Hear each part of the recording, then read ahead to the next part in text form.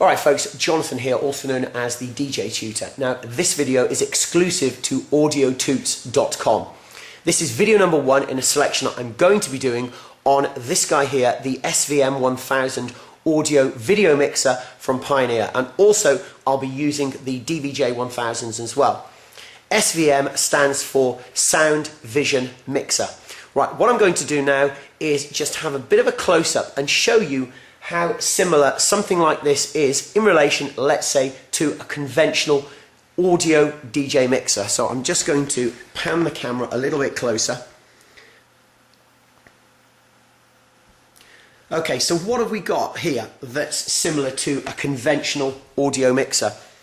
Well, most audio mixers for DJs will have a crossfade. This does. Up faders. In this case, this guy has got 4 up faders. Some mixers will just have 2, some will have 3, some 4. Occasionally you will get other mixers that have got, say, 5, 6 and 7. Now, like a conventional audio mixer, bass, in this case it's known as low, mid and high, or bass, mid and treble. This guy here is the audio trim. So what I can do, I can set each channel according to the input. For example, let's say a vinyl turntable, we may have to set the audio trim like so. Maybe a CD player, like here. Maybe this guy here, the DVD player, there. Now the whole philosophy behind the audio trim is so it enables the DJ, the user, to set the gains like so. If we look here at the gain, we're looking at the LEDs and the 0 dB. The whole idea there is to set it so the LEDs are hitting roughly the same point.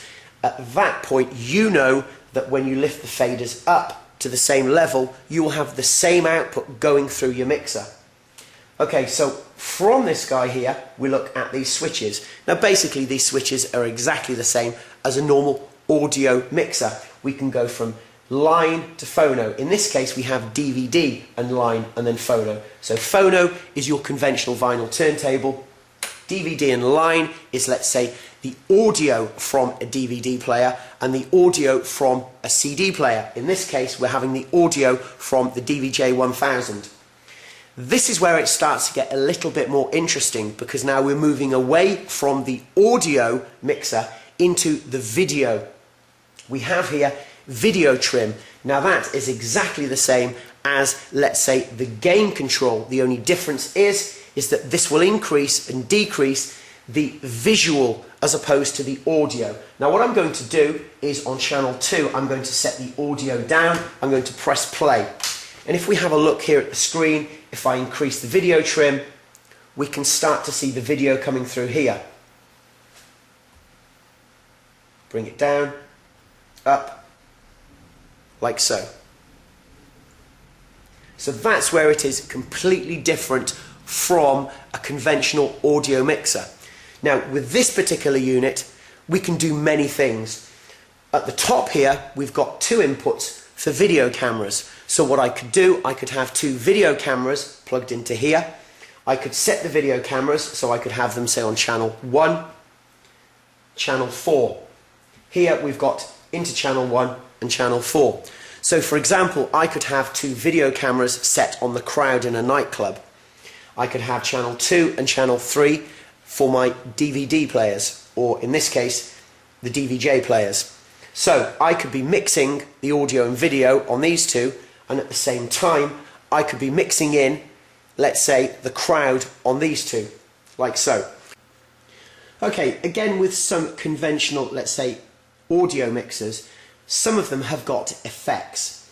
Now this guy has got audio effects, but what you can do, you could, let's say, just have audio effects and that's it.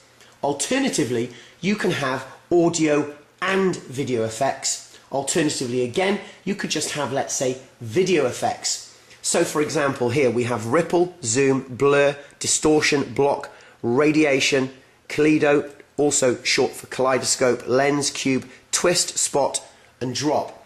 So for example, if I hit the ripple, this is what can happen. And we can change the effect as well. Zoom, we can zoom in to part of the video. And again, what you can do with this, let's say for example you have a separate video camera on the crowd. What you can do is you can I beg your pardon, you can zoom in, let's say, to certain people in the crowd. So let's say for example this lady here, we can zoom in, say her face, etc. So you could do that with someone dancing in the crowd. Blur, distortion, and block. And by utilizing here on all the effects, the time parameters, we can change the effect as well. We can change the level depth of the effect, and we can change certain patterns of the effect as well. So here we have radiation,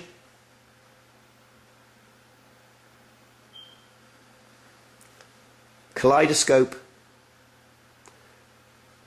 As we bring the level depth up, we're slowly having a kaleidoscopic effect over the original video itself. And lens,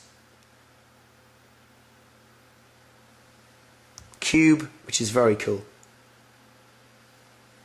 twist, spot, and drop. You can just see there.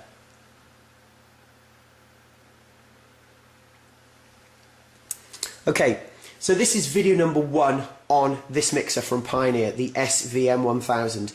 There is a lot more to this than meets the eye. Basically, it's almost like having your own TV station. Pan out. Now also, one great feature about this guy is we've got an SD card slot. So let's say, for example, you're at a function and you're taking pictures of people, and you can put those pictures onto an SD card. You can put it in here, and then you can actually drag and drop the tracks into the player and have the pictures on the screen. Now at the moment I've got that screen up there. In a future video I'll be showing you how you can do that, and also in the next video we'll be doing an audio and a video mix. So once again, this particular tutorial is exclusive to audiotoots.com. Practice and enjoy. Thank you very much.